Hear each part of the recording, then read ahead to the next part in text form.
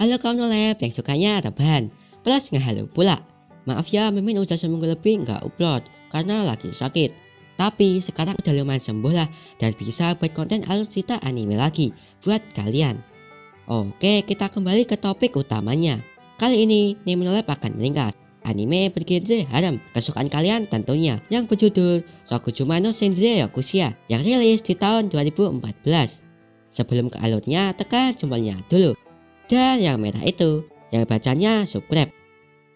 Kalau udah, kita gas ke alurnya.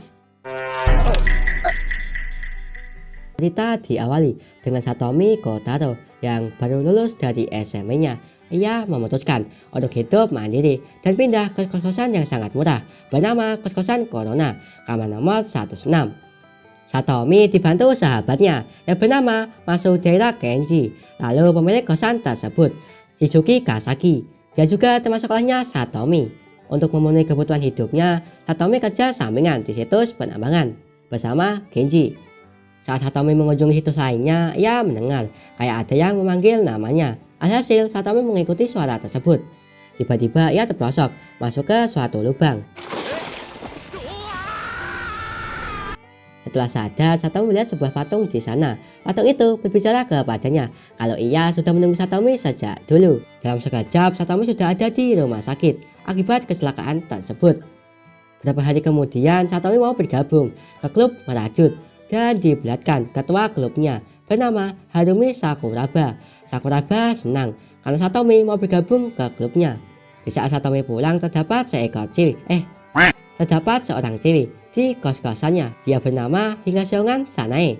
Kita panggil Sanae aja, karena yang itu terlalu panjang. Bukan panjang-panjang yang di bawah kalian boy, itu mah beda cerita. Ternyata Sanae itu hantu penunggu kos-kosan itu. Sanae menyuruh Satomi pergi dari kosan itu, tapi Satomi menolaknya dikarenakan itu kos-kosan yang paling murah buat dia.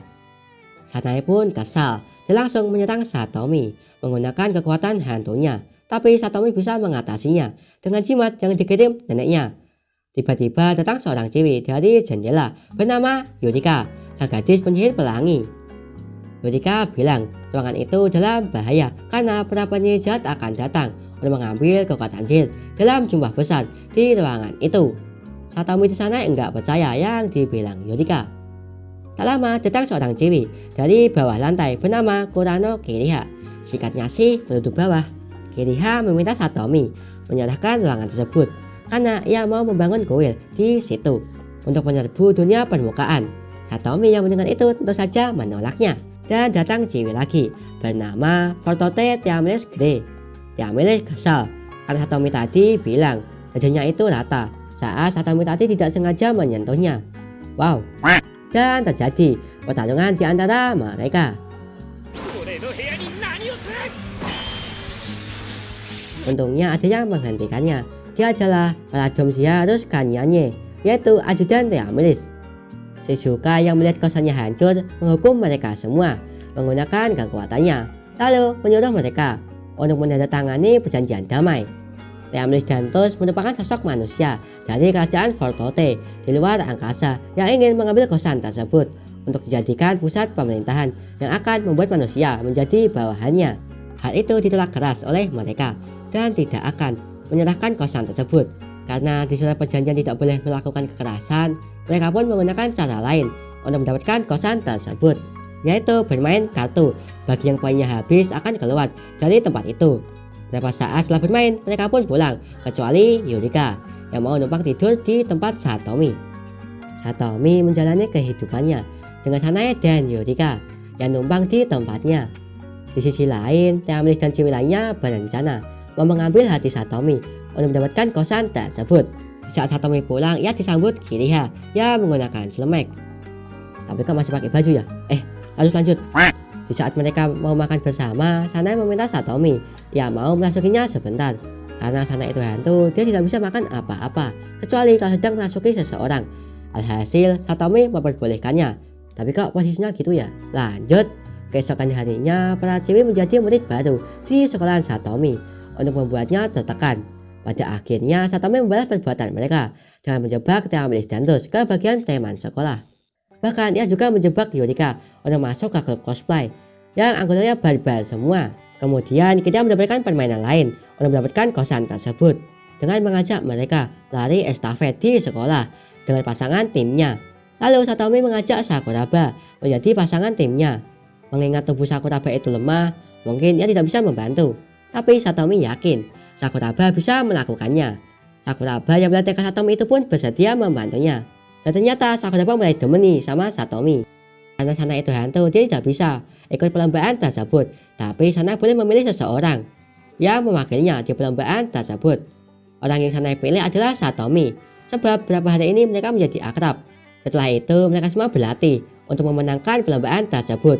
Hingga tiba hari perlombaan dimulai. Semua orang berlomba sangat sengit, termasuk Theamilis yang menggunakan preman sekolah. Lalu Satomi yang menggendong Sakuraba, dikarenakan jalan yang mereka lewati dipenuhi orang lain. Yurika yang kelelahan dan hampir menyerah menjadi semangat kembali setelah disadarkan oleh Sakuraba, hingga keduanya lari bersama. Lalu tiba di mana mereka menikmati rintangan jembatan di sana. Ternyata Theamilis memasang jebakan di rintangan tersebut untuk mengalahkan orang-orang yang ada di sana. Lalu ada yang menabraknya. Alhasil dia terjatuh dan terkena jebakannya sendiri. Di sisi lain, Sakuraba yang sedang lari sama Yurika pingsan karena tubuhnya yang lemah. Di saat itu juga Yurika menggunakan sihirnya untuk menyembuhkan Sakuraba. Tiba-tiba sihirnya Sakuraba bersatu dengan Yurika. Satomi yang habis sampai ke finish tiba-tiba pingsan karena kelelahan. Theamilis dan terus bertanding untuk mendapatkan posisi ke-1. Tidak diduga-duga Yurika sama Sakuraba membawa Satomi ke garis finish. Lalu mereka pun menang. Tak lama setelah itu Theamilis dikejar Shizuka karena menaruh bom di rintangan tadi. Lalu Satomi dikejar murid laki-laki sebab tadi menginjak mereka. Beberapa hari kemudian terus memenangkan penginapan air panas di tepi pantai dari mainan yang ia mainkan. Pada akhirnya mereka semua memutuskan untuk pergi ke sana. Tapi sebelum itu mereka mau membeli baju renang terlebih dahulu. Skip sekian ini karena terlalu seksi dan gak baik buat puasa kalian. Oke?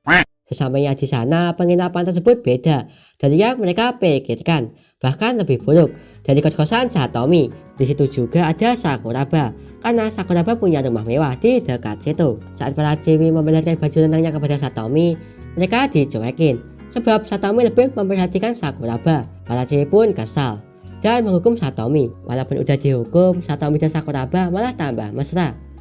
Para cewek yang melihatnya tambah kesal. Mereka pun berencana untuk menjadikan kepala Satomi sasaran buat dipukul. Tak lama datang seorang misterius yang mau menyerang Theamilis dan Sanae.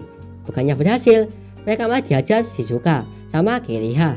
Setelah itu, di saat mereka tidur bersama, Satomi lagi mimpi lalu tidak sengaja memeluk Rose dan membandingkannya dengan kumbang badak. Alhasil, Rose pun marah. Lalu Satomi mendapat 100 bogem dari Rose. Kemudian Satomi pergi dari situ. Dia tidak sengaja bertemu Kiriha yang lagi melihat suasana di tepi pantai. Lalu saat mereka lagi berdua-duaan, tiba-tiba datang Sanae. Sanae pun langsung terluka sebab jimat Satomi. Hal itu membuat Sanae kecewa kepada Satomi yang menganggapnya ancaman. Sanae pun pergi dari situ. Saat lagi merenung, tiba-tiba Sanae diculik oleh dua orang misterius sebelumnya, yang ternyata mereka adalah pembunuh hantu yang kerap menjual belikan hantu. Yurika yang melihat itu mau menolong Sanae, tapi malah tertangkap oleh grup cosplay. Tak sengaja Satomi bertemu Sakuraba. Ia pun menceritakan masalahnya kepada Sakuraba. Lalu Sakuraba menyadarkan Satomi bahwa Sanae itu udah menganggap Satomi sebagai temannya. Hal itu membuat Satomi sadar dan langsung mencari Sanae. Di saat bertemu Yurika, Yurika pun menceritakan semuanya yang terjadi pada Sanae.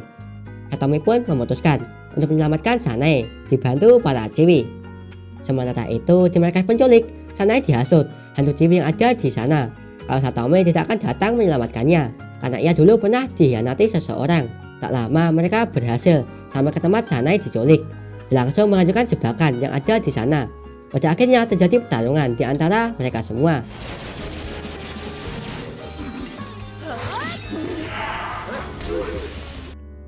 Tiba-tiba hantu ciwi di sana merubah sosoknya menjadi hantu raksasa dan menyatukan dirinya dengan Sanae. Satomi yang melihat itu pun langsung menyerang hantu tersebut menggunakan jimatnya. Ia juga dibantu Yurika menggunakan sihirnya. Akhirnya setelah lama bertarung, hantu itu kalah. Sanae pun selamat.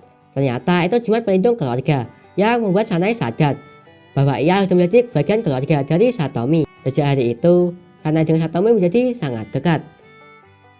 Beberapa hari kemudian, Satomi menyuruh para Chiwi menulis naskah untuk klub teater dikarenakan festival budaya sebentar lagi akan dimulai dan Kenji adalah salah satu dari anggota tersebut. Satomi berniat membantunya. Para Chiwi pun setuju, lalu menjadikan itu sebagai pertandingan untuk mendapatkan kosan tersebut. Tak lama setelah terus pergi, Yorika membawa kumbang badak, titipan dari wakil ketua klubnya, untuk menjaga peliharaannya selama dia pindahan. Hal itu membuat mereka kaget terheran-heran, karena kalau terus sampai melihat itu habislah mereka. Di saat Tiamelis lagi menulis naskahnya, tiba-tiba ada peringatan persatuan angkasa lain yang menyusup ke bumi. Tiamelis pun berpikir kalau kedepannya akan ada masalah. Singkatnya, 1 bulan berlalu dan pemenang naskah tersebut adalah Tiamelis yang mengangkat kisah Putri Perak dan Kesatria Biru dan cerita kesukaannya. Peran Putri Perak itu dimainkan Sakuraba, lalu Sakuraba dibantu Satomi untuk melatih perannya sebagai Putri Perak di atas sekolah. Keesokannya, Tiamelis yang sedang membawa perlengkapan untuk zaman tersebut, tiba-tiba ia terjatuh. Satomi yang ada di sana pun membantunya.